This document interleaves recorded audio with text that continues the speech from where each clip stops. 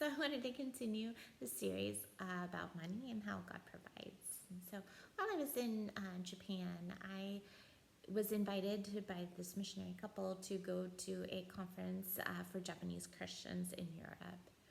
And while I was thinking about it, I was thinking, oh, if I go, then I should probably visit the first person I ever led to God, and she lives in London. The conference was in Italy.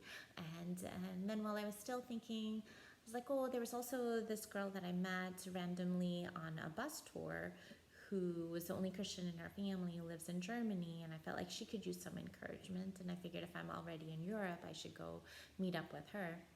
And then the couple that had invited me lived in in Romania, so I thought I should go there too. And so while I was trying to calculate all the costs of the trip, I figured about $2,000 would cover it. And so I was just kind of praying for the money to come in, and then I would make a commitment about going. And the money just wasn't coming in, but I really felt like God was saying, you should go on this trip.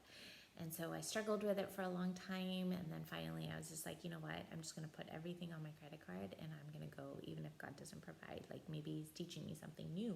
Maybe now it's not going to be, I am going to provide for you, but you're going to use your savings and you'll see that you still have enough. And so I put everything on my credit card in terms of buying the ticket to go. And I told my friends I was coming, and a month later I showed up. And so I was at the first person I ever led to God's house. And in the morning when I woke up, she was eagerly waiting for me to wake up. And she said, I have something for you. And she told me that for a year, she had been saving all her tithe money and she wanted to give it to me. And I couldn't believe it. When I opened it, it was $2,000.